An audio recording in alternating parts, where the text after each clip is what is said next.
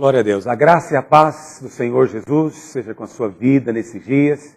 Que você possa estar aí na sua sala de aula desfrutando da palavra de Deus, tendo o seu coração edificado, sendo instruído em todo o propósito de Deus. Nós estamos nesses dias estudando o livro de Gênesis como parte, livro de Êxodo como parte da nossa matéria, que é o Pentateuco. Nós encerramos Gênesis, começamos Êxodo há 4 aulas, hoje é a nossa 5ª aula do livro de Êxodo. E meu desejo é que esse livro possa estar sendo aberto diante dos seus olhos. Nós queremos, na verdade, é que você tenha uma abordagem com a palavra de Deus. Não sei se você entendeu até agora nosso propósito nessa matéria. Claro que nós queremos que você aprenda tudo o que está aí na apostila, tudo que temos falado aqui e mostrado aqui nas aulas. Mas, mais do que isso, nosso desejo é que você tenha uma forma de tomar a palavra de Deus. Uma maneira de você olhar o texto bíblico. Uma maneira de você receber vida na palavra de Deus. Se você entender isso, se você captar, tiver essa percepção, então mesmo depois, quando você estiver trabalhando, atuando no ministério, seja dando aula, seja pregando como pastor de uma igreja, então você vai ter a abordagem correta para estar edificando os irmãos. Não é? É muito limitado tomar a palavra de Deus apenas como um livro de história. Isso é muito limitado.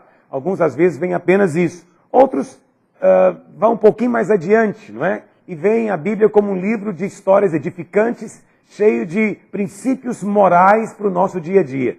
Isso é um pouquinho melhor, mas ainda não é o padrão de Deus, de fato.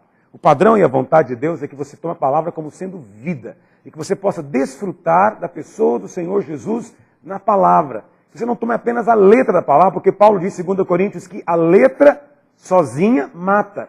Mas quando você toma a palavra, que é essa letra, junto com o Espírito, então isso vai ser vida dentro de você. Amém? Porque é da união da palavra com o Espírito que a vida de Deus se manifesta dentro do seu coração e do seu Espírito. Esse é o nosso desejo, que você possa estar recebendo revelação. E a revelação é isso, é essa união da palavra com o Espírito por meio da oração, enquanto você toma a palavra de Deus. Amém? Hoje vamos continuar. Na última aula nós falamos a respeito, nas 2 últimas, aliás, sobre o chamado de Moisés. Nós falamos no capítulo 3 sobre o seu chamado. No capítulo 4 nós falamos sobre os sinais daquele que é chamado por Deus. E agora nos capítulos 5 e 6, nós vamos falar sobre já o primeiro conflito com Faraó. Houve 12 conflitos entre Moisés, vamos dizer assim, o profeta de Deus, e Faraó. Desses 12 conflitos, 10 resultaram nas pragas. Mas os 2 primeiros conflitos, eles foram como que advertências do Senhor. Então eles não vieram acompanhados de nenhum juízo da parte de Deus.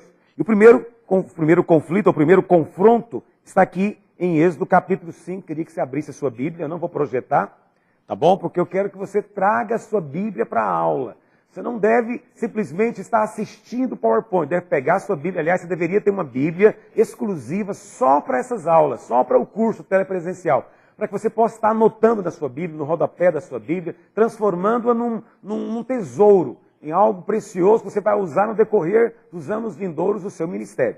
Amém? Êxodo capítulo 5 diz: Depois foram Moisés e Arão e disseram a Faraó: Assim diz o Senhor Deus de Israel: Deixa ir meu povo, para que me celebre uma festa no deserto.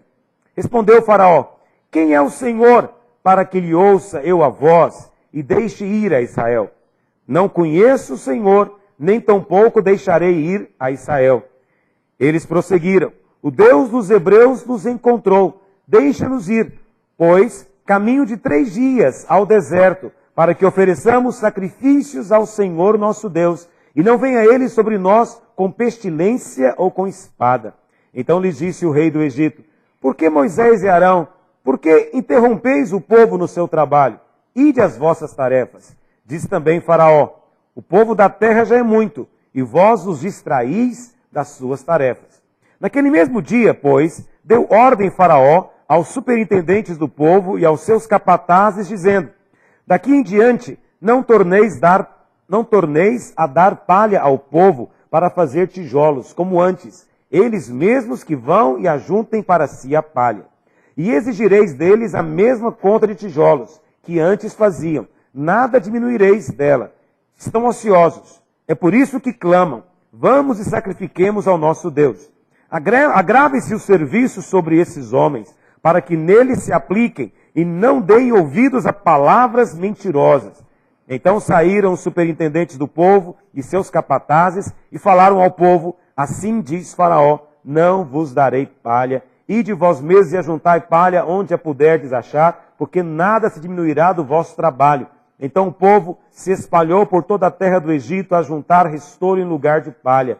Os superintendentes os apertavam, dizendo: acabai vossa obra, a tarefa do dia, como quando havia palha.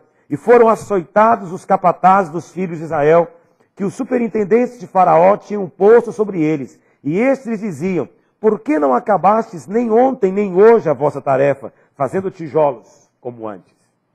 Isso foi o que aconteceu nesse primeiro confronto. Parece que o resultado não foi exatamente o que Moisés esperava, nem era exatamente o que o povo esperava. Na verdade, a situação ficou pior do que já estava, né?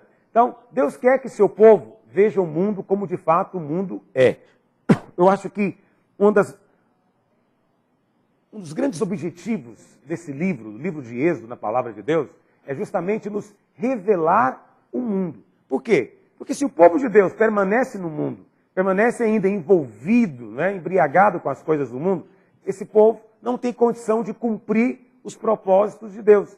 Deus tem propósitos na terra, mas não tem como Deus fazer se o seu povo ainda está embriagado com o mundo. Então, para isso, Deus mandou as 10 pragas, nós vamos estudá-las agora mesmo, na próxima aula. Essas 10 pragas, elas tiveram um propósito duplo. Em primeiro lugar, elas foram um tipo de juízo de Deus sobre os deuses dos egípcios. Essas pragas, elas vêm para desacreditar, para envergonhar aqueles que são tidos como deuses, e Paulo disse, na verdade, são demônios. Nós sabemos que são demônios que os homens adoram, e Deus tem interesse de desacreditar, de desnudar, de expor esses ídolos diante dos olhos dos homens. Foi isso que aconteceu nas 10 pragas. E a segunda coisa, Deus também queria revelar ao seu povo a realidade da vida no Egito.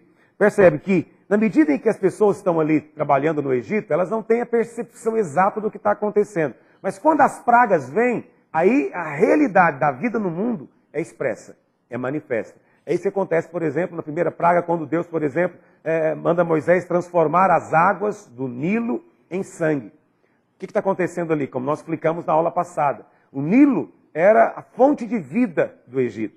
Ele era a fonte de essência de tudo que o Nilo precisava, que o Egito precisava. Então as pessoas ali tinham a visão do Nilo como uma grande bênção. Mas aí vem Moisés e pega a água do Nilo e mostra a realidade. Aquilo é morte.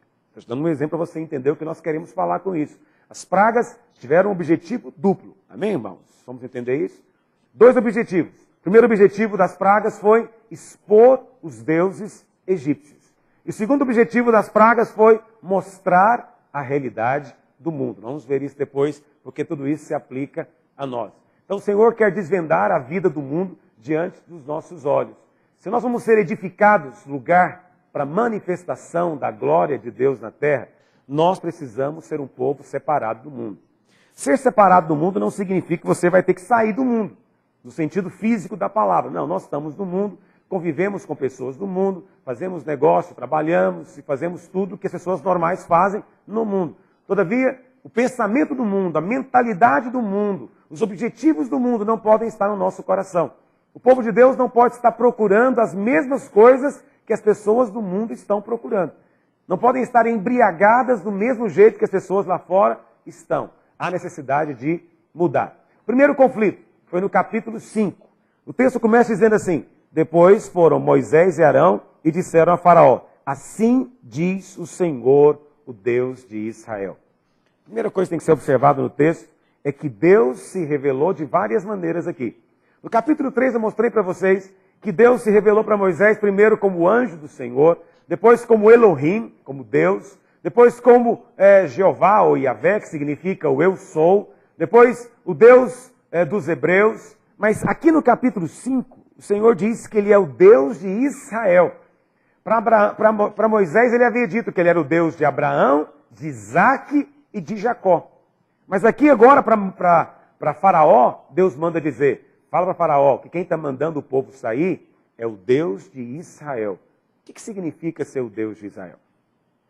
O que significa ser o Deus de Abraão, de Isaac e de Jacó? O que significa ser o eu sou? Tudo isso tem sentido para nós. A maneira como Deus se apresenta, né, a sua identidade, o seu nome, fala do seu relacionamento conosco. Nós precisamos de conhecer a Deus. E nós também conhecemos a Deus conhecendo o seu nome. Quando Deus diz que Ele é o Deus de Abraão, de Isaac e de Jacó, significa que Ele é o Deus da aliança. O Deus que prometeu, o Deus que vai cumprir. O Deus que fez uma aliança que nos dá uma herança, nos faz participante dessa aliança. Quando Deus diz que Ele é o eu sou, Ele está dizendo, eu sou tudo que você necessita. Eu sou tudo que é necessário para o seu suprimento. Esse é o Deus que é o eu sou. Mas o que Deus quer dizer quando Ele diz que Ele é o Deus de Israel? Israel é o nome de Jacó transformado. Jacó, quando estava lá no Val de Jaboque, ele era só Jacó. Jacó significa enganador, embusteiro, não é? Aquele que procura de uma maneira ou de outra passar as pessoas para trás. Esse é Jacó. Jacó é o homem não transformado pelo poder de Deus. Todavia, depois do Val de Jaboque, quando Jacó lutou com o anjo de Deus, então o seu nome foi mudado. De Jacó passou a ser Israel. Israel significa aquele que lutou com Deus e prevaleceu. Israel significa príncipe de Deus. Deus agora não se apresenta para Faraó como Deus de Jacó. Por que não é o Deus de Jacó? Porque para Deus a obra já está completa nas nossas vidas. Aquilo que Deus se propôs a fazer, para Ele já está feito. Você entende isso? O que Deus prometeu que vai fazer, Ele é tão fiel para cumprir, que Ele já trata como se tivesse acontecido. Por isso, ao invés de dizer, olha, Faraó, eu sou o Deus desses escravos. Eu sou o Deus deste povo que está aí, que ainda precisa ser liberto. Não, Deus não falou assim. Como Deus é o Deus que vai libertá-los, como Deus é o Deus que é, na verdade, o Rei dos Reis, então Ele se apresenta, olha, Faraó, eu sou o Deus de Israel, os príncipes de Deus. Por isso, esses que você está aí escravizando, você está fazendo ilegalmente. Você tem agora que libertá-los, deixá-los ir, porque eu vou fazer deles príncipes. É por isso que Jesus é chamado de Rei dos Reis. Em lugar nenhum da Bíblia, o Senhor é chamado de Rei dos Escravos. Em lugar nenhum. Por quê? Porque o Senhor nos tira da escravidão, nos libertou da escravidão. E Ele nos faz agora herdeiros. Nós somos participantes do trono, portanto somos reis também. Daí dizer-se que Ele é Rei dos Reis. Então Deus também que se apresenta aqui é o Deus de Israel, o Deus de um povo transformado. Não mais o Deus de um homem natural, mas o Deus de Israel, o homem que Deus transformou. Então, mesmo quando o povo ainda estava no Egito, Deus os via como Israéis. Cada um é príncipe de Deus, e não como Jacó. Então você vê, quando Deus vai tratar com você no particular, é você e Ele, aí você vai lutar com Deus. E Deus te pergunta, qual que é o seu nome? Aí Deus está interessado em saber qual que é a sua condição, porque isso é oportunidade de arrependimento. Mas quando Deus vai tratar com o inimigo, e vai falar a seu respeito, Deus nunca fala a nosso respeito de maneira negativa. Deus nunca fala a respeito dos seus filhos de uma maneira menor do que Ele se propôs a fazer. Então imagine se algum dia Deus iria chegar diante do inimigo e iria falar do Wendel, por exemplo. Como é que Ele vai falar do Wendel? Como falou de Jó. Viu meu servo Jó? Homem temente, fiel, justo, que anda nos meus caminhos. É assim que Deus testemunha a respeito dos seus filhos. Por quê? Porque Deus é fiel para cumprir aquilo que Ele prometeu. O que Ele falou? Eu comecei a boa obra, eu vou concluí-la. É o que Paulo diz. Aquele que começou em vós a boa obra, há de completá-la. Portanto, qualquer palavra de acusação que vem, não procede do Espírito de Deus. Se você está sentindo acusado, pode saber, é voz do maligno. É voz do maligno. O Espírito Santo não te acusa. Pelo contrário, o Espírito Santo lembra você quem você já é na glória. Quem você já é no coração de Deus, na mente de Deus. Entendeu? Segundo o propósito de Deus. Mas qual que é a estratégia do diabo? É sempre levar você a olhar para si mesmo. Aí você olha e fala, não, Israel, o que é isso? Eu sou no máximo que eu posso ser um Jacó. Olha aí que eu estou ainda, eu estou aqui no meio dessa escravidão. Olha aí, ainda estão pedindo palha para fazer tijolo, eu estou aqui nessa dificuldade toda. Quem sou eu? E as pessoas pensam que isso é humildade. Humildade não é você ficar se diminuindo. Humildade é você reconhecer aquilo que Deus diz. Se Deus diz que é, então é. Não estou vendo, mas Deus diz que é. Não estou sentindo, mas Ele diz que é. E ainda que ninguém veja e ninguém sinta, ainda assim ele diz que a verdade não é o que você sente, a verdade não é o que você vê, a verdade é aquilo que a palavra de Deus diz. Essa é uma chave ministerial muito grande também, porque você sempre vai se sentir acusado diante das circunstâncias. Como é que você vai fazer para lidar com isso? Você vai para a célula, ministrar na célula, o que o diabo fala no caminho? Você não tem condição de ministrar. Quem é você para falar? Olha o que aconteceu na sua casa. Você discutiu com a sua esposa, você perdeu a paciência no trânsito, olha o que você fez, você não orou o suficiente, você não jejuou, você não fez isso, não fez aquilo outro. E você começa então a pensar, é verdade, eu sou tudo isso, ou eu deixei de ser tudo isso, eu não fiz por onde. E começa a aceitar a acusação, fica achando que é o Espírito Santo ministrando. Não é, é o diabo oprimindo. É o diabo oprimindo. O que homens de Deus têm que fazer? Se posicionar naquilo que Deus fala. O que Deus fala a seu respeito? O que Deus diz que eu sou? Essa é a graça de Deus. É poder caminhar pela fé naquilo que Ele diz. Amém, irmãos? A exigência de Deus. O que o Senhor diz no verso 1? Deixa ir meu povo para que me celebre uma festa no deserto. Olha que interessante isso. Isso é um contraste completo. O que Deus está dizendo e aquilo que Faraó está fazendo. Faraó está escravizando. Faraó está oprimindo. Mas Deus vem e nos chama para celebrar uma festa. Isso é algo precioso, algo difícil. Celebrar aqui é adorar o Senhor. Qual que é a exigência? 3 coisas que o Senhor fala aqui nesse texto. Primeiro, para deixar o povo ir para celebrar uma festa no deserto. Está no verso 1. A vontade de Deus é nos chamar para celebrar. Lembra disso quando eu falei lá de Gênesis? Você não foi criado a priori para fazer algo para Deus. Você não foi criado para ser um operário de Deus, a priori. Nem para ser um servo de Deus, a priori. Nós faremos coisas para Deus, vamos servir a Deus, com certeza, porque o texto vai dizer isso também. Mas, a priori, o Senhor quer apenas que nós celebremos, desfrutemos. Do mesmo jeito que Adão foi criado e colocado no Éden, jardim de delícias, Deus agora fala para Faraó, deixa o meu povo sair do Egito e vir para o deserto para celebrar uma festa para mim. Aí, nesse ponto, alguém pode questionar-me, né? Porque eu falei aqui, se não me engano, na última aula, que deserto é lugar de teste e de provação. Não foi isso que eu falei? E você precisa aprender a fazer conexões dos conceitos. Um conceito não é colocado só numa ocasião. Conceitos têm que ser harmonizados em toda a palavra de Deus. O que eu falei é verdade. A palavra de Deus diz, em todo lugar onde aparece deserto, o deserto é um lugar de teste e de prova. Mas tem uma exceção.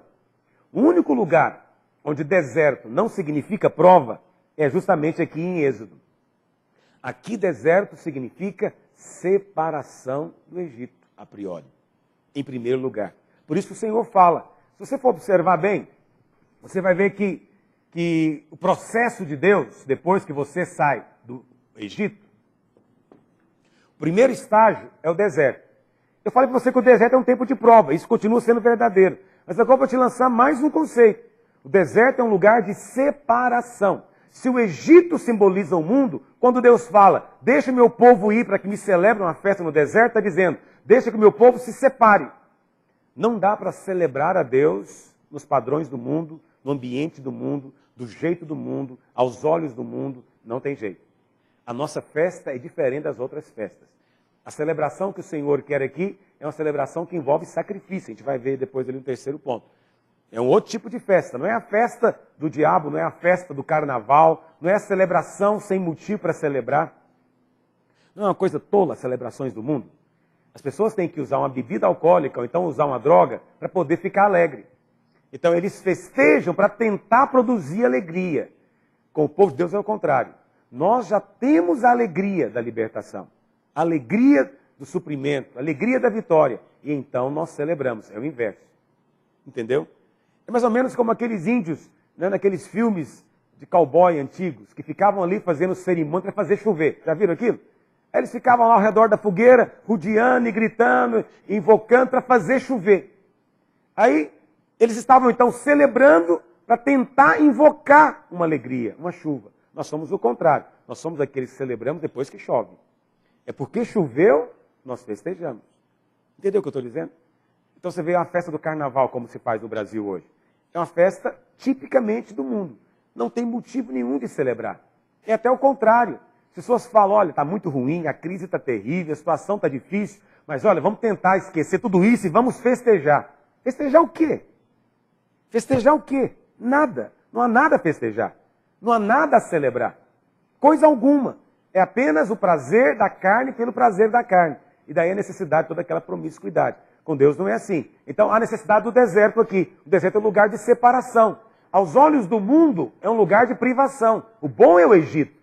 Mas aos olhos de Deus é o lugar de receber. Só que depois que a gente chega no deserto, nós temos que chegar no segundo estágio, que é o monte de Deus. O que acontece lá no Monte Sinai? Lá no Monte Sinai eles vão receber revelação da lei e do tabernáculo. O que é a lei e o que é o tabernáculo? A lei é a expressão daquilo que Deus é. Portanto, quando Deus revelou a lei para Moisés, Deus estava dizendo quem ele era. Em outras palavras, como é que eu sei quem uma pessoa é? Como é que eu vou saber quem é o Rubem? Para eu saber quem é o Rubem, eu tenho que saber seus valores, tenho que saber o que ele considera correto, o que ele considera errado, eu tenho que saber o que ele gosta, o que ele não gosta. Concorda comigo? Uma vez que eu sei os seus gostos, preferências, valores, aí eu posso dizer um pouco, né? Eu conheço um pouco do Rubem, eu sei que ele não gosta daquilo, eu sei que ele prefere aquilo outro. A mesma coisa acontece com Deus. Como é que você pode dizer que você conhece a Deus? Quando você sabe a opinião de Deus a respeito das coisas.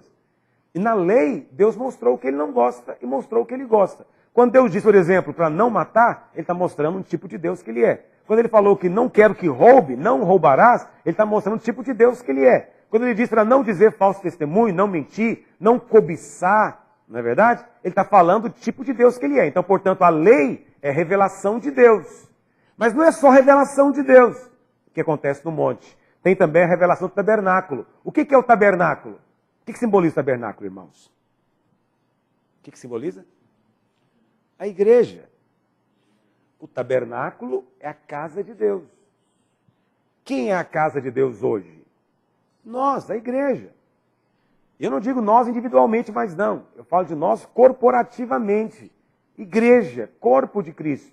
Então você tem duas coisas aqui no monte que você precisa. Você precisa ter revelação de Deus, conhecer a Deus, e precisa ter revelação da igreja, conhecer a igreja. Já observaram como esses dois conceitos ficam muito diluídos no meio da vida cristã e até no meio dos ministros de Deus? Pouca gente tem revelação do que é a igreja. Sabe, conhecer a Deus ainda há uma preocupação, com certeza.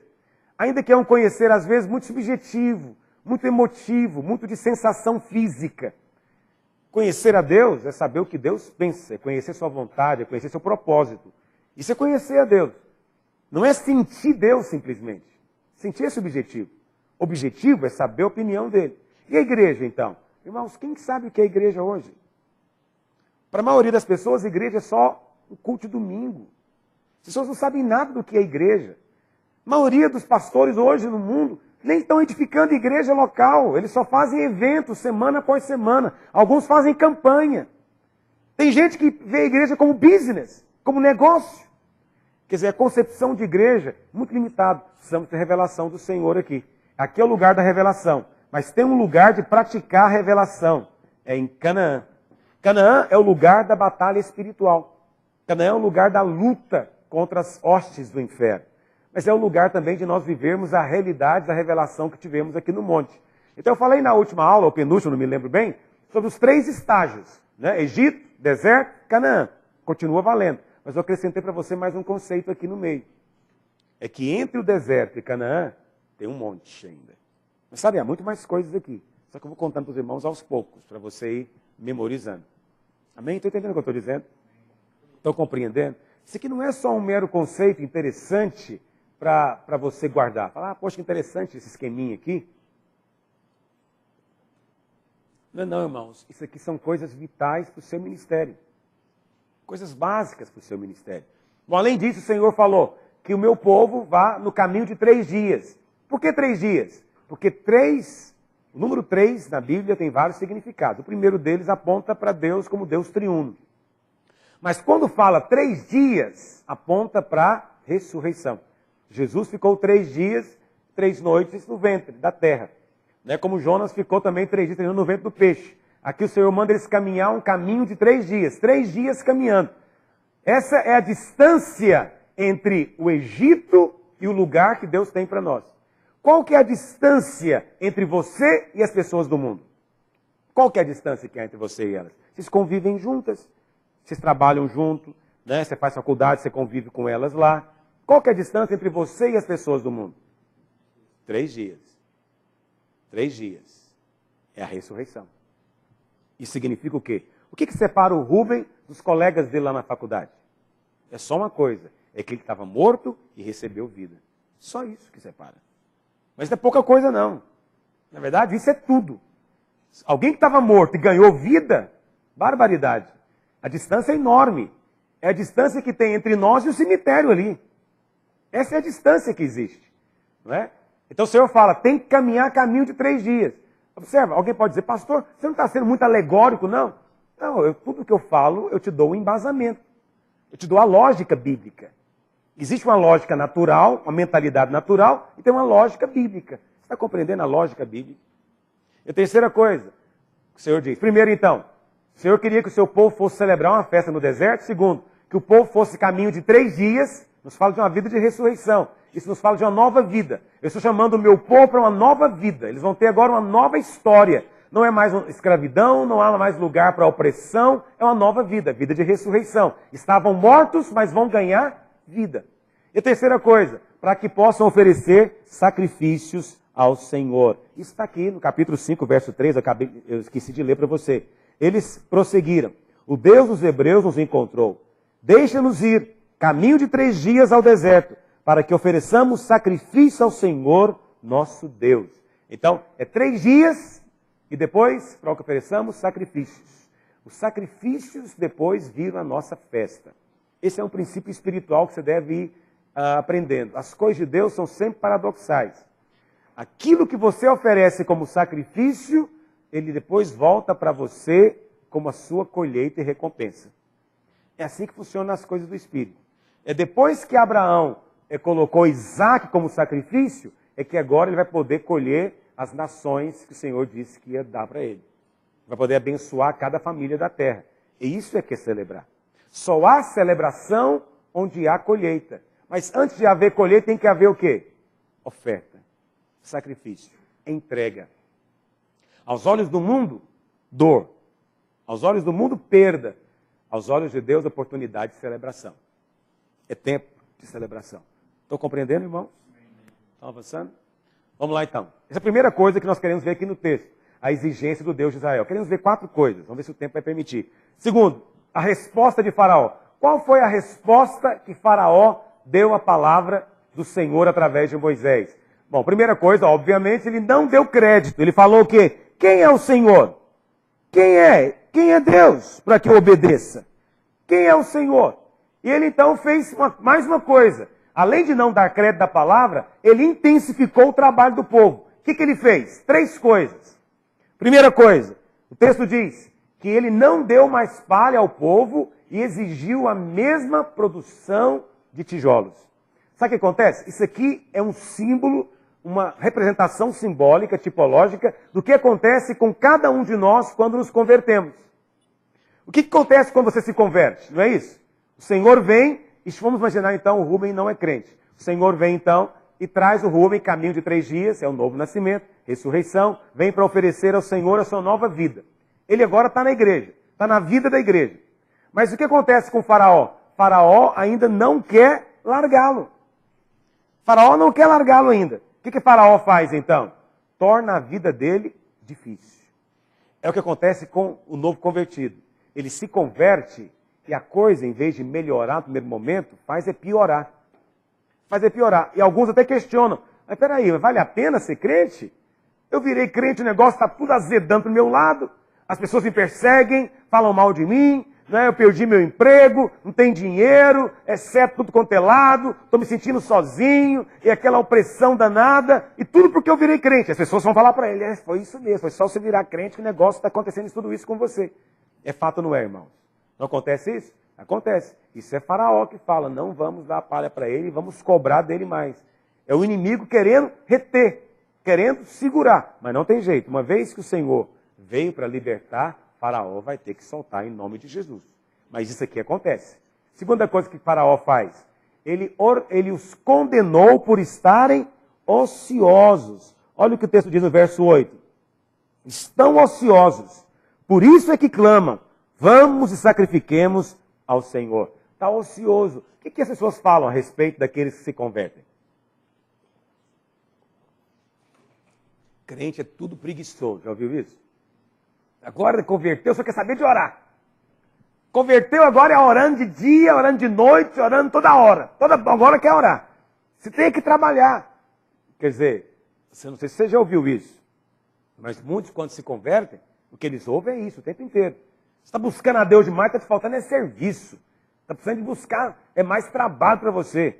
É isso que Faraó sempre acusa. Que só busca a Deus quem não tem o que fazer. Por isso que ele vai te falar que você ir para os encontros, você pegar para ler a Bíblia, você ir para a reunião, ir para o culto, ir para uma reunião da célula, o discipulado, tudo isso é ociosidade. Tudo isso é porque você é preguiçoso. Essa é a colocação que o diabo faz. E muitas pessoas se sentem acusadas por isso e às vezes nem respondem a Deus no começo da vida cristã, justamente por causa disso. É verdade ou não é, irmãos?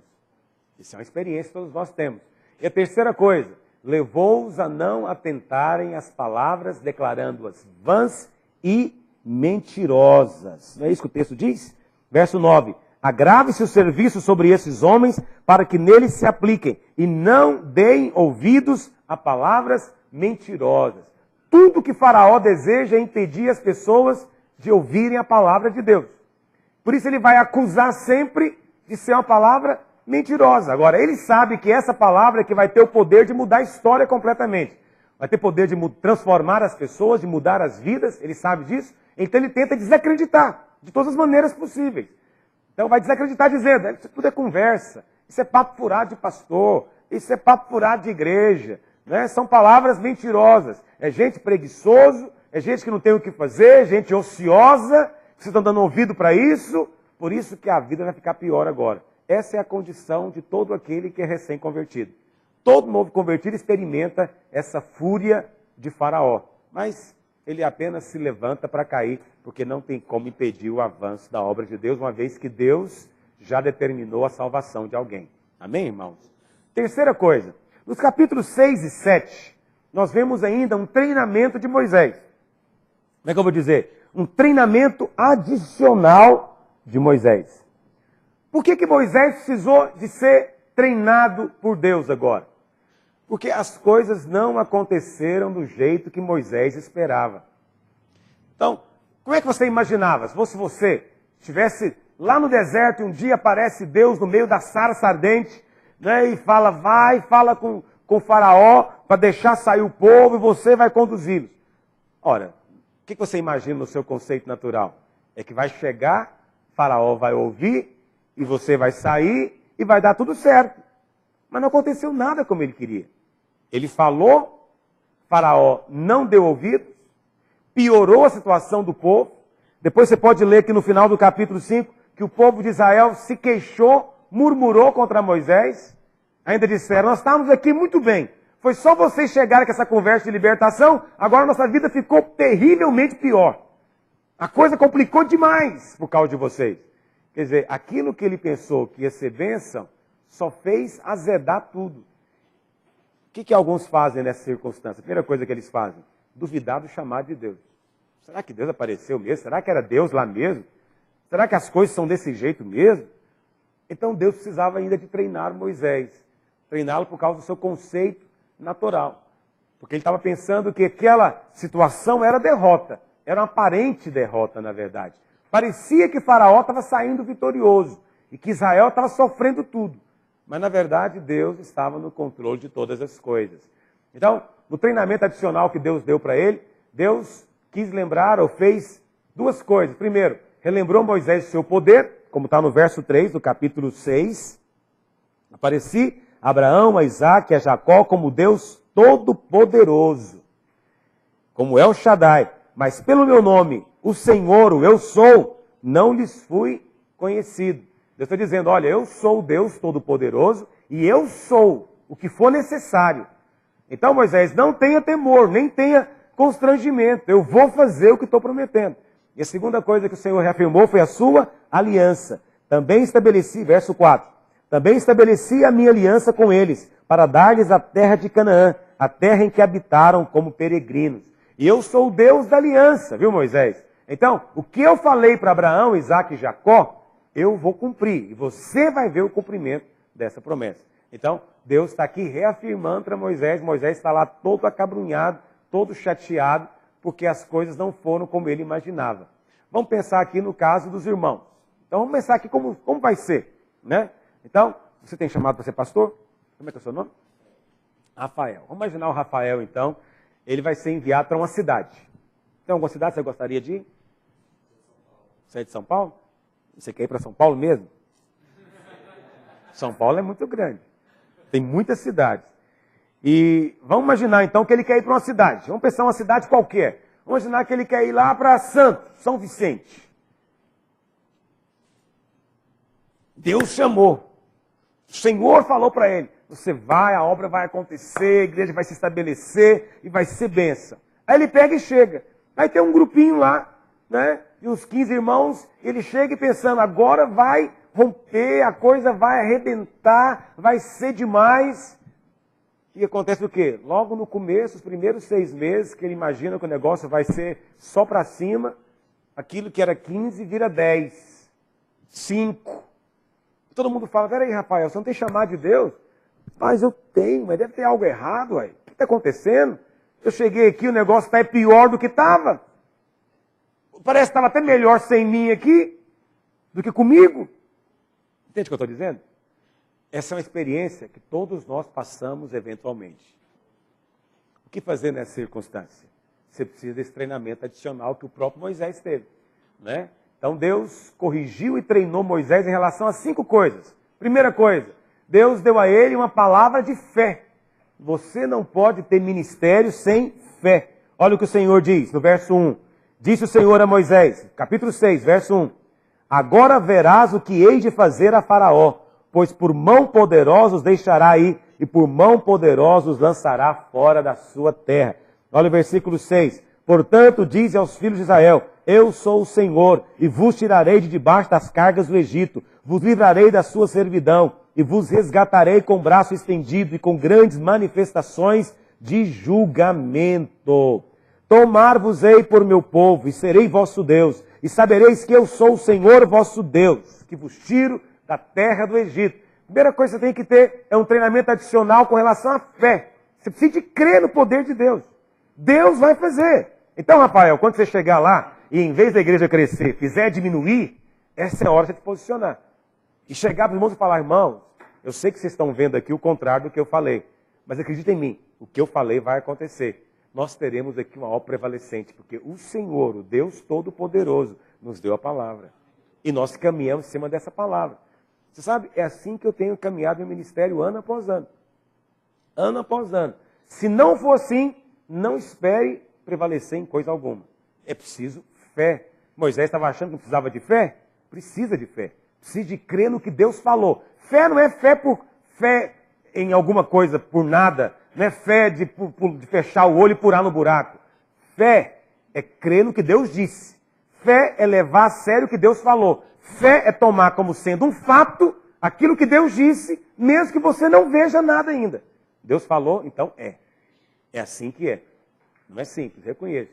Segunda coisa que Moisés teve que ser treinado foi com relação à descrença do povo. Se você ler aqui, não vou ler com você, no capítulo 5, do verso 15 até o final, você vê o povo desanimado. Ah não, Rafael, você estudou lá em Goiânia, a gente esperava que você fosse chegar aqui, a igreja fosse arrebentar. Ah não, será que é você mesmo que tem que vir para cá? Talvez você é muito novo, talvez você é inexperiente, e o povo fica desanimado. E aí o que o Rafael faz nessa hora? Ele tem que ser treinado com relação a isso. Qual que é o entendimento comum das pessoas? É que se eu sou chamado por Deus, então o povo vai reconhecer que eu sou. Eu não tenho que preocupar. Só que não é verdade isso. Você é chamado por Deus e o povo não vai acreditar nisso ainda. Você é separado por Deus, comissionado por Deus, mas o povo ainda está descrente. Não quer ouvir você. Você imagina que eles tinham que te ouvir, mas eles não querem ouvir. Você imagina que eles tinham que perceber que você de fato é separado por Deus, mas eles só estão percebendo o que eles estão vendo ali. que a vida deles não está legal, que a obra não está como eles gostariam que fosse, portanto eles ficam desanimados. E aí isso é um teste para nós, como ministros de Deus. Né? Também tendemos a ficar desanimados. Mas você não deve deixar contagiar pelo povo. Em primeiro lugar, a sua relação com Deus, com aquele que te chamou. Terceira coisa, Moisés precisava ser treinado com relação à perseverança. Por que perseverança? Porque Faraó é insano. As pessoas pensam que basta repreender o diabo uma vez. Mas Jesus resistiu 3 vezes o diabo. A Bíblia fala no capítulo 4 de Mateus que o diabo veio e falou com Jesus. Se você é filho de Deus, transforma essas pedras em pães. Aí Jesus falou, não só de pão viverá o homem. Aí o diabo foi embora? Talvez. Mas ele voltou? Voltou. Ele voltou e falou o que para Jesus? Pula daqui de cima do pináculo, porque está escrito que aos seus anjos dará ordem a teu respeito. O Senhor falou o quê? Não tentarás o Senhor teu Deus. O diabo foi embora? Provável. Mas voltou? Voltou. Alguém fala, não está funcionando. Não funciona. Eu falo, o diabo volta, eu repreendo, ele ataca de novo. Vai ser sempre assim? É assim. É sempre assim. Homens de Deus têm que ser treinados com relação à perseverança. Certas potestades só caem, diz Jesus, com um jejum prolongado. Entende? A obra contra Faraó é uma obra contra uma resistência. Contra resistência. Então, muitos pensam que só porque ele foi chamado, o diabo agora vai ter que parar, não vai resistir, mas mais nada. É o contrário. Quando o diabo percebe que você, de fato, é um ungido de Deus, é aí que a resistência se levanta mesmo. Porque é você que ele tem que ter medo. Portanto, você tem que esperar no seu ministério resistência. Não vou iludir você. Espere resistência. Espere oposição maligna. E, eventualmente, dos homens também. Mas do diabo, espere isso sempre. Ele vai fazer isso sempre. Só que isso vai ser, mesmo você ouvindo eu falando aqui, Deus vai ter que treinar você na prática, vai ter que lembrar você. Quem sabe um dia você vai estar lá orando e você vai te falar, lembra daquela aula? Pois é, hoje é o dia de você praticar isso aqui. Né? Contra a resistência você não retrocede, mas apenas continua, insiste, persiste. Quarta coisa, Moisés também tinha que ser treinado com relação ao seu conceito natural. Qual que era o conceito natural de Moisés? Olha o que ele diz no verso 12, capítulo 6, verso 12.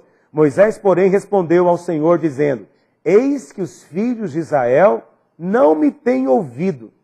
Como, pois, me ouvirá Faraó? Ah, e tem outra coisa, Senhor. Eu não sei falar bem. Espera aí. Faraó vai ouvir você porque você fala bem? Faraó vai falar, não, agora eu estou vendo que você está falando bem, agora eu vou deixar você passar. Tudo bem, pode levar o povo. É assim que funciona? Falar bem, é isso que vai resolver alguma coisa? Ter uma boa retórica? Ser um bom pregador, é isso que vai mudar a história? Esse é o engano de muitos pastores, meu Deus do céu. Que eles se esforçam meramente para serem bons pregadores. Como se ser um bom pregador é o que o diabo mais temesse. Como se falar bonito fosse a coisa que o diabo mais assustasse e saísse correndo. Moisés estava achando que não tinha funcionado direito na primeira vez, porque ele não sabia falar bem. Foi esse o motivo mesmo, irmãos? É falar bem a diferença? Não é não. Sabe, o seu falar pode ser comum. O seu falar pode ser um falar normal. Vão olhar e falar, mas o que tem de especial no que ele está dizendo? O que tem de especial na palavra que ele está falando? Nada. Porque não é o seu falar natural. É o confirmar de Deus da sua obra. É o selo de Deus sobre a sua obra. É isso que vai fazer diferença. O diabo não vai sair porque você fala alto, fala forte, manda sair gritando, bate o pé no chão, dá um murro no púlpito. Não é isso. Isso é o tal do conceito natural. É a visão natural da obra de Deus. Ah, aquele ali prospera porque tem dinheiro. Não, aquele outro ali prospera porque ele é inteligente. Não, aquele pastor é quase um gênio. Não, aquele outro é porque ele tem muita gente para ajudar ele. Tem muitos irmãos com conceito natural tentando explicar o sucesso ministerial dos outros. Você nunca vai ter sucesso enquanto você estiver olhando só com a ótica que o homem natural olha. Não é dinheiro o segredo do sucesso ministerial de ninguém. Jesus nunca disse que o homem precisa de dinheiro. O homem precisa de Deus. De Deus. O segredo do ministério de ninguém não é genialidade. Não é uma pessoa extraordinária, com raciocínio extraordinário. Não é, querido. O segredo é o poder de Deus. Então, ou você olha com a ótica certa, ou então você vai trombar com o faraó, você vai ter que retroceder e o Senhor vai te ensinar. A grande vantagem é que Deus não desiste de você. Ele vai te instruir até você aprender. Quantos querem aprender do Senhor? Amém. É preciso ter essa disposição. Amém? Você não vai vencer e nem vai fazer a obra avançar por causa de habilidade natural. E o quinto ponto que Moisés teve que ser treinado foi com relação à manifestação do poder de Deus. Por quê que Moisés precisou de ser treinado nisso? Porque Moisés precisava de saber que Deus não era só um conceito, não era só uma energia dispersa, impessoal no espaço. Moisés tinha que perceber que Deus é pessoa e que Deus age com poder. Nós também precisamos disso. Pastores têm que crer no poder de Deus. Nós somos aqueles que pregamos o poder de Deus. Nós levamos os outros a terem fé pelo poder de Deus, fé pelo milagre. Nós sempre levamos as pessoas a crer no milagre. Entende? Ah, pastor, não pode tomar um remedinho? Pode. Toma um remédio, antibiótico, o que você quiser. Mas acima de tudo, e antes de tudo, crê no poder de Deus. Ah, eu posso buscar ajuda? Pode, mas experimenta sempre ajoelhar e orar antes de buscar ajuda de homens. Nós somos estes. Nós ensinamos a respeito do poder de Deus. Moisés teve que ter esse treinamento adicional. E por fim, no capítulo 6 ainda, no verso 26, você vai ver o Senhor falando a genealogia de Moisés. Interessante que a maneira como Deus vem confirmar a autoridade de Moisés é a partir do verso 26. Como é que ele faz isso? Com a genealogia. O que a genealogia nos ensina na Bíblia? Em primeiro lugar, nos ensina que somos escolhidos por Deus. Que fazemos parte de uma linhagem espiritual. É o fulano que gerou Beltrano, que gerou Ciclano, que gerou, até chegar em você. É que você está pensando que você é alguém que está solto na história. É porque nós somos um povo que não liga para a história. Mas você não está solto. Você faz parte de uma linhagem espiritual. Você foi gerado nesse contexto de igreja. Eu fui gerado por outros. E esses outros foram gerados também por outros. E essa transmissão espiritual tem acontecido por séculos, até chegar em nós. E Deus falou mesmo para Moisés. Moisés, você está achando que você está aqui por acaso? Não, eu quero dizer que eu te escolhi. Essa convicção tem que ser a base do seu ministério. Você foi escolhido por Deus. Você crê nisso? Segunda coisa é que foi comissionado. No verso 28, Deus diz para Moisés, disse o Senhor a Moisés, eu sou o Senhor, vai, fala para Faraó, rei do Egito, tudo que eu falei para você.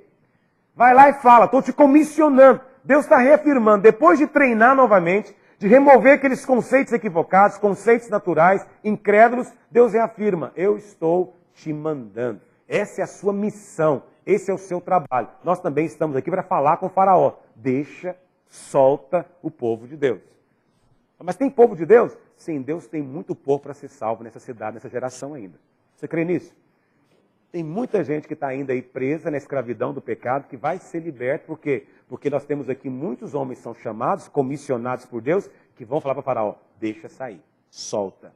E por último, Moisés foi constituído como representante de Deus. Eu adoro esse versículo, olha o que ele diz. Capítulo 7, verso 1.